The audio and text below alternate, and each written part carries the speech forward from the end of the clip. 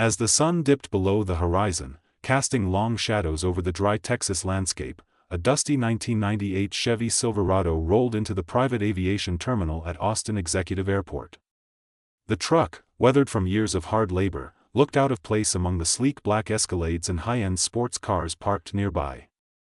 The driver, Jake Randall, stepped out, his cowboy boots hitting the pavement with a soft thud. He was a man in his 50s, dressed in faded jeans, a simple flannel shirt, and a worn leather belt, the kind of man more at home in a field than in a luxury airport lounge. But Jake wasn't here to admire the scenery. He was here to buy a jet. Inside the Austin Executive Air Terminal, the contrast was even more striking. The place oozed exclusivity, marble floors, polished wood paneling, and massive panoramic windows showcasing private aircraft gleaming under the evening sky. Wealthy clients in tailored suits sat in plush leather chairs, sipping cocktails while waiting for their chartered flights. Jake, with his calloused hands and dusty boots, stood out like a sore thumb. As he approached the front desk, the receptionist, an elegant woman with a flawless blonde bob, gave him a once-over. Her polite but thinly veiled skepticism was hard to miss. "Sir, can I help you?" she asked carefully, as if unsure whether he was lost. Jake gave her an easygoing half-smile. "I hope so. I need to speak with someone about purchasing a jet." The receptionist blinked. She had not expected that. "Of course," she said, recovering quickly. "What kind of aircraft are you looking for?" "Citation Latitude. Preferably 2020 or newer." She hesitated. Citation Latitude was a $19 million business jet. "One moment," she said, picking up the phone. A few minutes later, Marcus Gray, the head of private jet sales, walked into the lobby. Tall, fit, and dressed in a tailored navy suit, Marcus looked every bit like the kind of man who dealt in multi-million-dollar aircraft. He took one glance at Jake, and though he kept his expression neutral, his eyes said it all. This man doesn't belong here. Still, a potential sale was a potential sale. "Good evening," Marcus greeted smoothly. "I understand you're interested in the Citation Latitude?" Jake nodded. "That's right. I'd like to discuss specs, customization options, and pricing." Marcus gave a polite smile, but there was amusement behind it. "I see. Well, I have to say, the Citation Latitude isn't exactly a farm truck." Jake chuckled. "That's good. I don't need a farm truck. I need a jet." Marcus hesitated. This wasn't the usual conversation he had with customers. But curiosity got the best of him. "All right, then," he said.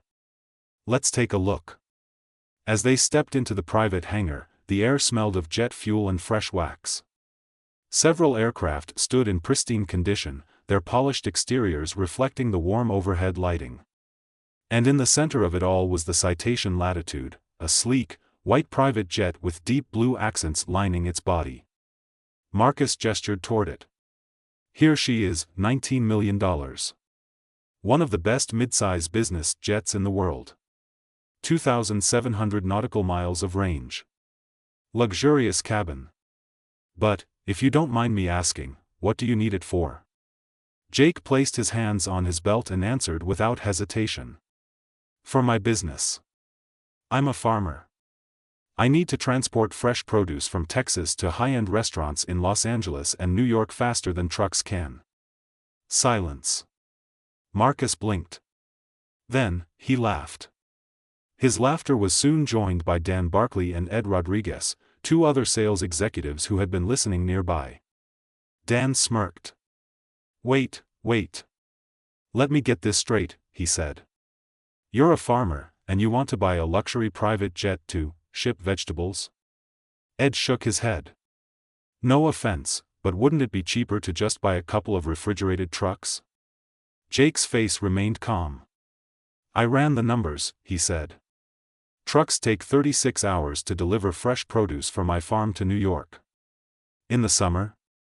Up to 48 hours because of traffic and delays. This jet can do it in 3 hours and 45 minutes. Marcus stopped laughing. Dan frowned, arms crossed. Okay, but trucking companies already exist. They handle this kind of thing all the time. Jake nodded. They do. And that's why my competitors use them. I don't want to compete.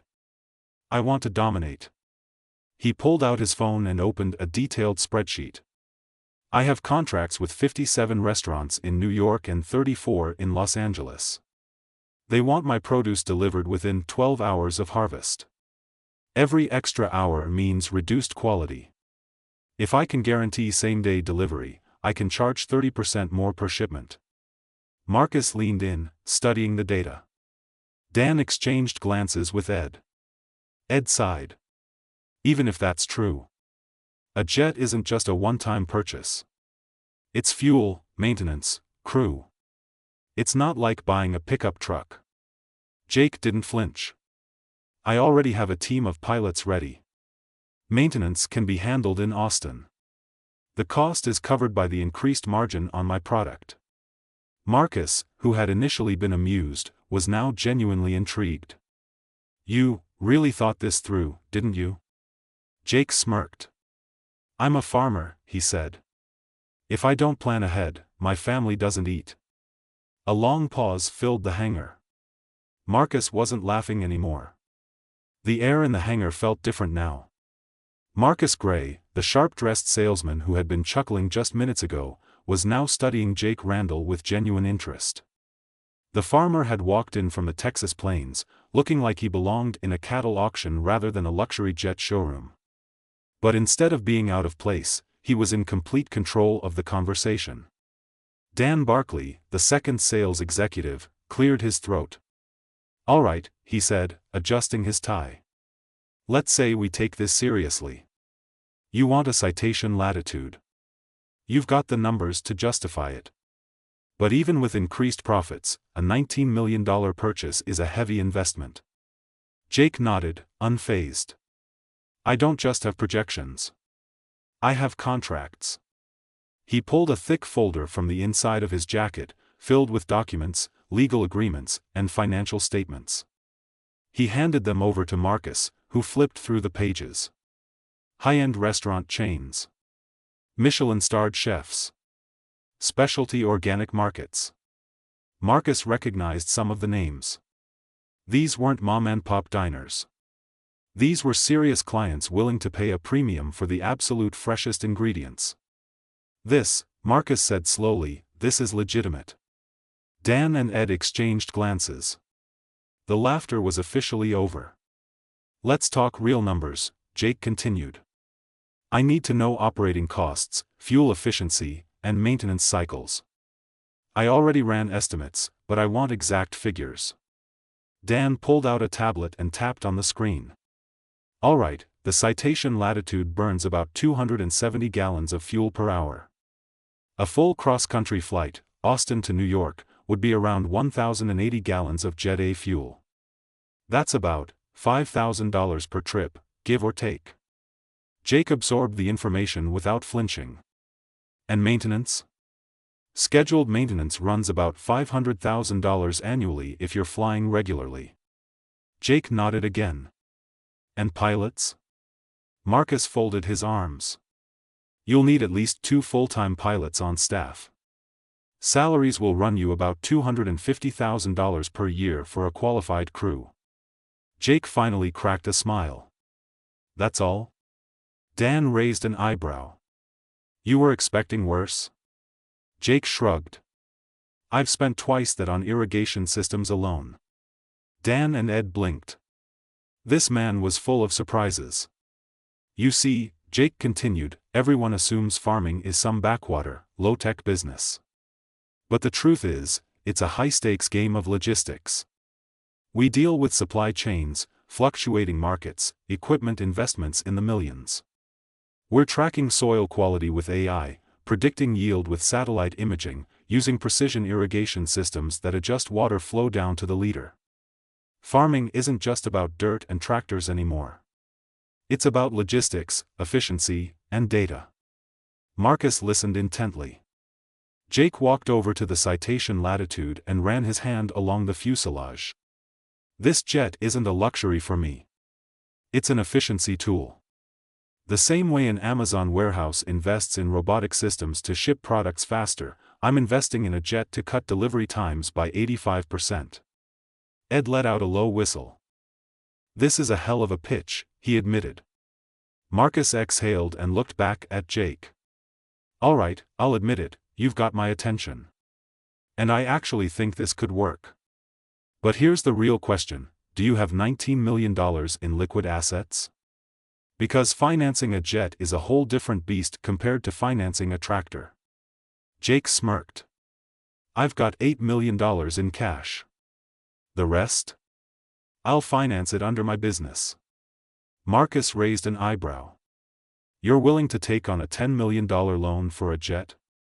Jake's voice was steady as steel. If it means I own the fastest agricultural supply chain in the U.S.? Absolutely. As they stood near the jet, a voice interrupted them. Excuse me. They turned to see a young woman in coveralls, wiping grease from her hands. She had short auburn hair, a sharp gaze, and an air of competence about her. I couldn't help but overhear, she said. If you're planning to haul perishables, you're gonna need custom modifications. Marcus glanced at her. This is Sarah Cole, one of our aviation mechanics, he said. She's one of the best. Jake turned to Sarah, intrigued. What kind of modifications? Sarah crossed her arms. Well, first off, your cargo hold isn't designed for produce transport. You'll need a controlled environment with multiple temperature zones. Otherwise, you'll be losing freshness before you even land. Jake's interest deepened. You can modify it? Sarah smirked. Of course. But it won't be cheap. Jake chuckled. Good. I don't trust cheap. Sarah grinned. Marcus shook his head with a half smile. I've been in this business a long time, Jake, he said. I've sold planes to oil executives, tech billionaires, even a Saudi prince. But this? A farmer buying a private jet to revolutionize agricultural logistics? I gotta admit. I didn't see this coming. Jake reached out his hand.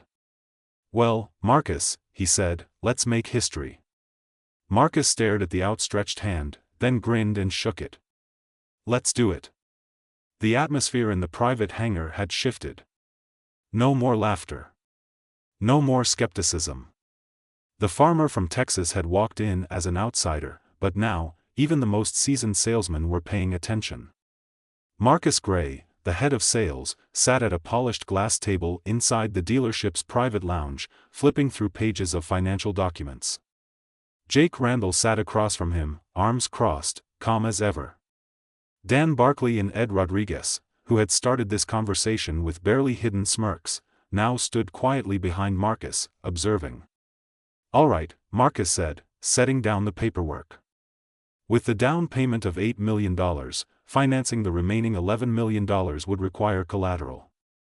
Standard interest rates for private aviation loans sit around 4.5% to 6%, depending on your credit history. Jake nodded. I want 4% or lower. Dan raised an eyebrow. That's not exactly how this works. Jake leaned forward, resting his forearms on the table. I run a $47 million agricultural business, he said. I own 12,000 acres of prime farmland, plus a distribution network stretching across 5 states.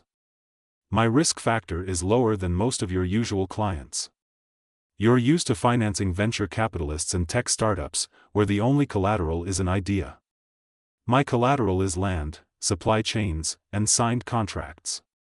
Marcus studied him for a long moment. The man wasn't bluffing. All right, Marcus said finally. I'll see if we can lock in 3.8%. Jake nodded. Now we're talking. With financing nearly settled, the next challenge was turning a luxury business jet into a high-efficiency agricultural supply transport. Jake, Marcus, and Sarah Cole, the sharp-tongued mechanic, stood near the citation latitude as Sarah's team ran diagnostics. So, Sarah said, running a hand along the fuselage, we're gonna need some serious modifications. She grabbed a clipboard and started listing. Temperature-controlled cargo hold, multiple cooling zones for different types of produce. High-density storage layout, shelving and restraint systems to maximize space without damaging delicate goods. Reinforced flooring, standard business jets weren't meant to handle shifting cargo. Environmental sensors, constant monitoring of temperature, humidity, and pressure. Speed-based vibration dampeners, reducing turbulence effects on fragile produce. Jake whistled. Sounds expensive. Sarah grinned. Oh, it is. Jake smirked. Good. Like I said before, I don't trust cheap. Marcus chuckled, shaking his head. I gotta admit, Jake, I didn't expect to sell a jet and watch it get turned into the world's first high-speed farm-to-table aircraft. Jake shrugged. Adapt or die. That's business. The modified Citation Latitude stood on the tarmac, gleaming under the midday sun. No longer just a luxury jet, it was now a fully optimized agricultural express transport, capable of delivering farm-fresh produce to high-end restaurants in a fraction of the usual time. Inside the cockpit, Jake sat beside his hired pilot, Captain Tom Graves, a veteran aviator with over 20 years of experience flying private and commercial jets. You sure about this, boss? Tom asked as he adjusted the controls. Jake smirked. Hit the throttle. Let's make history. With a roar, the engines came to life, and within moments, the jet was racing down the runway. Seconds later, it was airborne. The destination? New York City. The cargo? 1,500 pounds of farm-fresh organic produce. The goal? Change the industry forever. The Citation Latitude cut through the early morning sky like a blade. Below, the sprawling lights of New York City shimmered against the darkened horizon, a stark contrast to the vast, open plains of Texas where this journey had begun. In the cockpit, Captain Tom Graves monitored the approach. ETA to Teterboro, 7 minutes, he said, adjusting the throttle. That's a new personal record. Jake Randall sat in the co-pilot's seat, watching the skyline with quiet satisfaction. Not bad, he muttered. Not bad at all. Back in Texas, it had taken less than 4 hours from harvest to aircraft loading. Now, just 7 hours later, the first batch of farm-fresh organic produce was about to touch down in New Jersey, ready to be distributed across the finest kitchens in New York City. As the plane descended, air traffic control gave them priority clearance. Private jets weren't typically hauling perishable goods, but today was an exception. Jake had made sure of it. With a smooth landing, the wheels kissed the runway, and the aircraft taxied toward a designated private hangar where refrigerated trucks were already waiting. This was step one of a plan that was about to shake the food industry. At 5:45 a.m., a convoy of 3 high-end refrigerated trucks pulled out from Teterboro, each carrying a portion of Jake's cargo. By 6:30 a.m., the first delivery arrived at August and Reed, a Michelin-starred restaurant in Manhattan, known for its obsessive commitment to freshness. Head chef Vincent LaSalle, a notoriously hard-to-impress perfectionist, stood at the back entrance, arms crossed. He had heard the pitch before: farm-to-table, direct sourcing, organic purity. All buzzwords. He didn't care about marketing. He cared about quality. When the delivery crew opened the first crate, revealing crisp, dew-kissed lettuce, vine-ripened heirloom tomatoes, and fragrant basil still carrying the warmth of the Texas sun, LaSalle's skepticism evaporated. This, he whispered, lifting a perfectly ripe peach, this was picked today? The delivery manager nodded. 4 hours before the flight. 7-hour total transit time. LaSalle took a bite. The juice ran down his fingers. He immediately pulled out his phone. Lock in a weekly order, he said. Whatever it costs. Word spread fast. By 9 a.m., 5 more high-end restaurants had taken deliveries. By noon, Jake's phone buzzed with new contract requests. The numbers were already proving what he had known all along. Speed wasn't a luxury. It was a revolution. By the afternoon, Jake sat in the private lounge of a hotel in Midtown Manhattan, his laptop open, running numbers. The results were staggering. 42% increase in restaurant orders after just one test flight. 87% reduction in spoilage during transit. 20% higher prices accepted by restaurants willing to pay for guaranteed day-of-harvest delivery. This wasn't just a new supply chain model. This was a wake-up call to the industry. The traditional food logistics system had operated the same way for decades: warehouses, trucking routes, bulk storage. Jake had just erased half the steps. And the industry noticed. By evening, Marcus Gray, Jake's jet dealer turned unlikely business ally, called with an update. "You're making waves, Randall," Marcus said. "I just got off a call with a client who owns 3 distribution hubs in Chicago. He wants to know if you're expanding." Jake chuckled. "Tell him we'll talk once I finish my steak." Marcus laughed. "I gotta admit, when you walked into my showroom, I thought you were insane." Jake smirked. "And now? Now? I think you're about to change everything." By the next morning, the competition had caught wind of what Jake was doing. 2 of the largest produce distributors in the country, corporations that had built their empires on trucking-based logistics, started making calls. How the hell did a farmer get fresh produce to New York faster than anyone else? Who was financing him? Was this a one-time stunt, or was he a real threat? One of them, a major agricultural CEO, sent an urgent email to his logistics team. "Find out who Randall is. Find out how he's doing this. And shut it down before it scales." Jake had expected this. They weren't going to let him disrupt a billion-dollar industry without a fight. Back home, on the outskirts of Austin, Jake's business partner and longtime friend Earl Connolly sat on the front porch of their farm's administrative office. He sipped his black coffee, scrolling through emails on his tablet, when he saw a red-flagged message from their bank. "Farm credit loan review, urgent." His gut twisted. Jake had millions in the bank, and their loan terms were solid. There was no reason for the bank to suddenly request an urgent review, unless someone was pushing buttons behind the scenes. He immediately called Jake. "We got a problem." Jake leaned against the window of his Manhattan hotel suite, staring at the endless skyline. He had just finished another round of calls, more contracts, more demand. Everything was moving faster than expected. Then his phone rang. Earl Connolly. His oldest friend, his business partner, and the man who ran day-to-day operations back in Texas. Jake answered. "Tell me something good, Earl." A pause. "I wish I could," Earl said.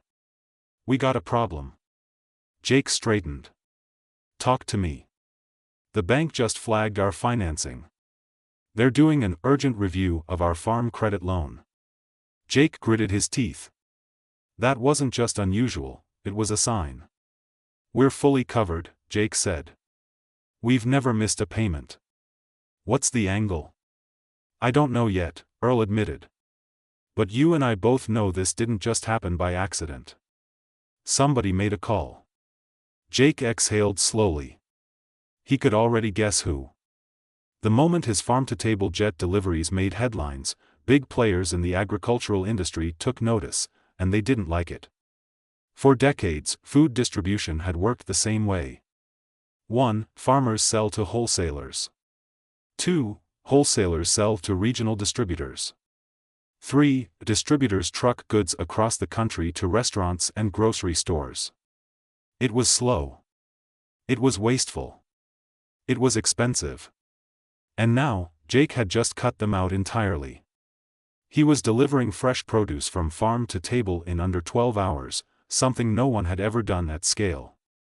The corporations that controlled trucking logistics, warehouse storage, and bulk supply chains? They were about to lose billions. And they weren't going to just sit back and watch. By noon, Jake received another call, this time from Douglas Holt, a senior executive at Agritrans Logistics, one of the largest agricultural distributors in the country. Holt didn't waste time. "Randall," he said smoothly, I'll get straight to the point. We've been watching what you're doing, and it's impressive. But let's be realistic. You're shaking up an industry that doesn't like being shaken. Jake leaned back in his chair. Is that a threat? Holt chuckled. Of course not. It's a reality check. You're a smart guy. You know how this works. You're stepping on some big toes, companies that control supply chains, distribution, and transport at a national level. Jake remained silent. Holt continued. I'm offering you a way out. Sell the operation to us. We'll buy your infrastructure, your jet, and your supply network. You'll walk away with a hefty payday. Jake smirked. And then what? You slow it down? Bury it? Holt didn't answer. Jake chuckled. You know, I expected something like this. The answer's no. Holt sighed. I was hoping you'd be smarter than that. Then came the real warning. If you don't take the deal, Randall, things are going to get difficult for you. Click. The line went dead. Jake set his phone down and exhaled. They weren't just trying to stop him. They were coming after him. Back in Texas, Earl was already digging. He had spent the afternoon making calls, reaching out to his contacts in the banking world. It didn't take long to find out who pulled the strings. Agritrans Logistics had put pressure on their bank. Not directly, of course. Big corporations never left fingerprints. But through their connections, their influence, they had raised concerns about the risk of financing a farm that was making questionable investments. That was corporate speak for, shut them down before they grow. Earl sat at his desk, rubbing his temples. They weren't fighting a business dispute anymore. This was a war. Jake needed a counter move, fast. So he made a call. Marcus, Jake said when the salesman picked up. Well, Marcus Gray chuckled. How's life as the most disruptive farmer in America? Jake wasn't in the mood for jokes. I need financing, he said. Independent, outside the banks. You know anyone? Marcus was quiet for a moment. Then he said, I might. The next afternoon, Jake sat in a high-rise office overlooking Chicago's skyline. Across the table from him sat Warren Ellis, a private equity investor who specialized in high-risk, high-reward ventures. Marcus had set up the meeting. Ellis studied Jake with interest. I've heard about you, Randall. People are calling you the farmer who broke the supply chain. Jake chuckled. I'll take that as a compliment. Ellis leaned forward. I like what you're doing. And I love pissing off the old guard. Jake smirked. Then you're gonna love this deal. They ran the numbers. Jake proposed a $15 million private investment to fund the next phase. Expanding flights to Los Angeles, Chicago, and Miami. 2 more aircraft to scale operations. A dedicated AI-driven logistics system for direct-to-chef ordering. Ellis looked at the projections and nodded. I'm in. Jake exhaled. The war wasn't over. But now, he had ammunition. When the news of Jake securing private funding hit the industry, the response was immediate. Agritrans doubled down. Legal teams were sent to dig into Jake's business. His supply chain partners received warnings about working with him. Whispers started circulating. Was Jake's operation sustainable? Could he be trusted? They weren't trying to compete anymore. They were trying to kill the idea before it spread. But Jake wasn't backing down.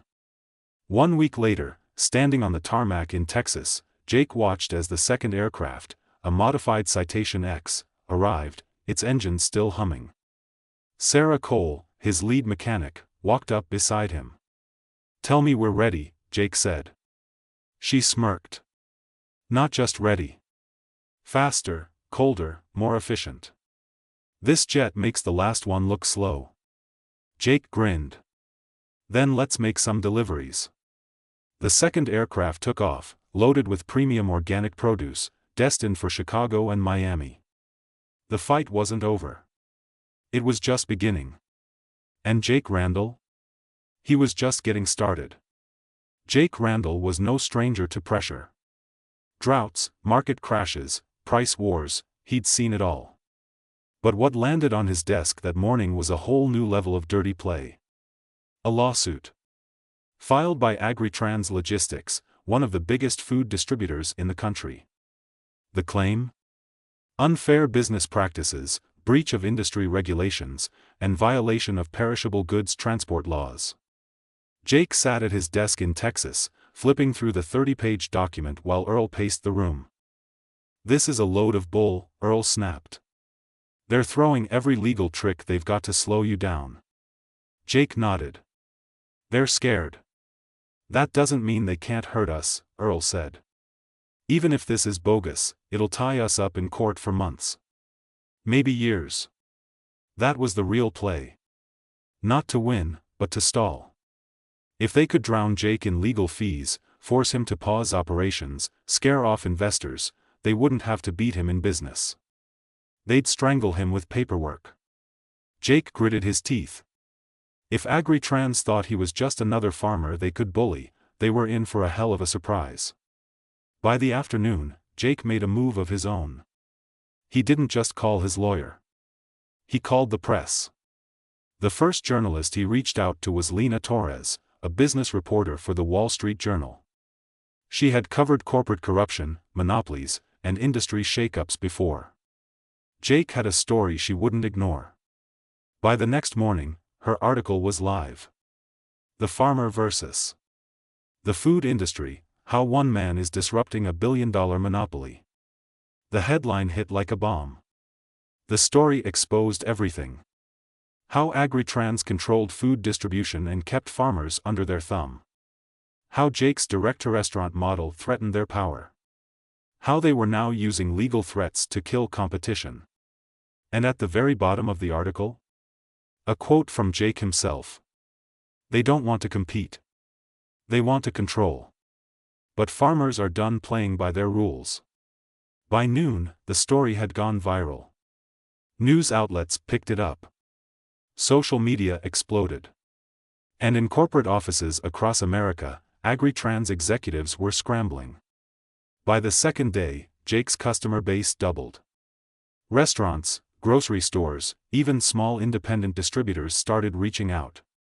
They had been looking for an alternative to Agritrans for years. Jake just gave them one. Marcus Gray called that evening. "You do realize you just turned this into a national scandal, right?" Jake chuckled. "Good." Marcus exhaled. "I've got a guy in private aviation financing who just read the article. He wants to talk. He might be willing to back a third jet." Jake grinned. Set up the meeting. By the end of the week, the gloves came off. Agritrans didn't just fight in court anymore. They started playing dirty. Several of Jake's suppliers mysteriously lost their shipping contracts. A federal regulator suddenly had concerns about his operation. One of his refrigerated truck drivers was offered triple his salary to switch sides. They were trying to starve him out. But Jake wasn't backing down. If they wanted war, they were about to get one. Jake called a meeting with his investors, his team, and his new allies. He laid it out in simple terms. "This isn't just about me anymore," he said. "They're scared because they know we're right. The only way we win is if we make this so big, so public, that they can't shut us down." The plan? Expand beyond Texas. Set up a second farm-to-jet hub in the Midwest. Triple the fleet. If Agritrans wanted to play hardball, Jake would move even faster. Bring in more farmers. They weren't just selling Jake's produce anymore. They were turning this into a movement. By the end of the meeting, they had $22 million in fresh funding. And a new mission. 1 week later, Jake was standing on the tarmac, watching as a third aircraft, a brand new, custom-modified Gulfstream G280, landed in Texas. Sarah Cole, his head mechanic, stepped up beside him. "You really think we can take them down?" she asked. Jake didn't hesitate. We already are. And in the distance, on a private airstrip in Chicago, a fourth jet was getting ready to take off. The revolution had begun. And there was no turning back. Jake Randall stood at the edge of the private runway in Chicago, arms crossed, watching as the fourth jet in his fleet, a sleek, modified Gulfstream G280, revved its engines. The sound was like thunder, a declaration of war against an industry that had spent decades suffocating independent farmers. This flight was different. Not just another shipment. This was the launch of a national supply chain, the first fully independent farm-to-table logistics network in the country. Jake turned to Earl Connolly, who had flown in from Texas to oversee operations. "You realize what we're doing, right?" Earl said. "This isn't just about food anymore. This is a direct attack on their empire." Jake nodded, watching as the jet accelerated down the runway and lifted into the sky, carrying 2,000 pounds of fresh produce to Miami, destined for some of the most exclusive restaurants in the city. "They started this fight," Jake said. "We're gonna finish it." In a boardroom in New York, Douglas Holt, the senior executive at Agritrans Logistics, sat in silence as his legal team laid out just how much damage Jake had done. "This is getting out of control," one of the lawyers said. "His direct-to-restaurant model is scaling. We've already lost 12% of our premium clientele in the last 6 weeks." Holt stared at the numbers. He had underestimated Randall. They all had. "If this continues, we're looking at a 30% market shift in the next year." Holt slammed his fist on the table. "Enough," he growled. "If we can't stop him in court, and we can't stop him financially, then we buy him out." The room fell silent. "You want to offer him a deal?" one executive asked. Holt leaned forward. "Not a deal. A way out." Jake was back in Texas, standing inside one of his new temperature-controlled storage facilities, when the call came in. Holt's voice was smooth, controlled. But Jake could hear the tension. "Randall," Holt said, "I'll give you credit, you're a stubborn son of a bitch." Jake chuckled. "That's supposed to be a compliment?" Holt exhaled. "Let's talk business. We both know this fight is getting ugly. Lawsuits, corporate pressure, this won't stop. But I have a way out for you. $1 billion. We buy your entire operation, planes, logistics, farm contracts. Everything. You walk away a very rich man." Silence. Jake looked out at his fields, stretching for miles under the Texas sun. For a moment, he let himself imagine it. $1 billion. No more fights. No more pressure. No more corporate wars. But then he thought about the farmers who had already joined him. The chefs who had bet on his system. The restaurants that were finally free from corporate food chains. And he thought about why he had started this in the first place. Jake let out a slow breath. "Holt," he said, "you don't get it, do you?" "What?" Jake smiled. "I'm not in this for the money."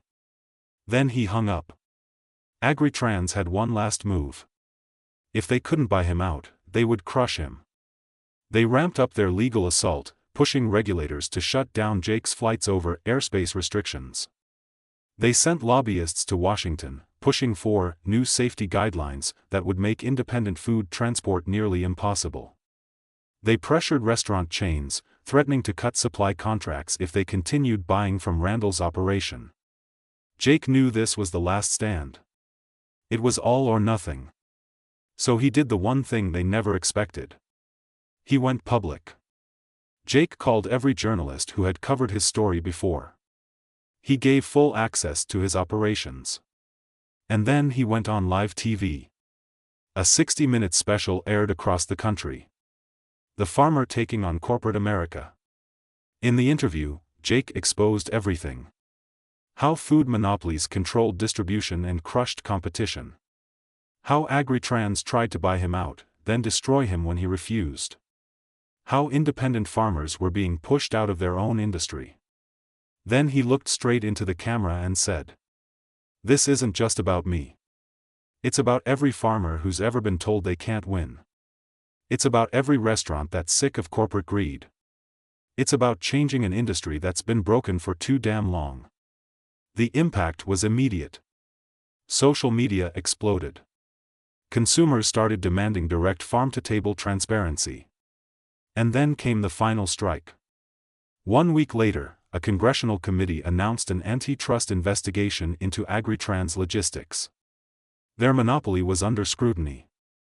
Major restaurant chains, under public pressure, began cutting ties with Agritrans and moving to independent suppliers. Jake's farm-to-table network? It became a movement. 1 year later, Jake stood at the edge of his newest distribution hub, a state-of-the-art facility in Denver, Colorado. Beside him, Sarah Cole was going over a fleet expansion report. Earl was on the phone, finalizing another major supplier deal. And Marcus Gray? He had left his job in private aviation to become Jake's full-time logistics director. Jake took a deep breath, watching as another jet, a brand-new Bombardier Challenger 3500, prepared for takeoff. From Texas to Chicago. From New York to Miami.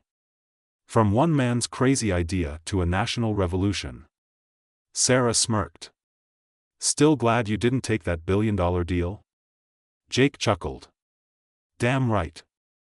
The engines roared. The future was airborne. And the old system was officially dead.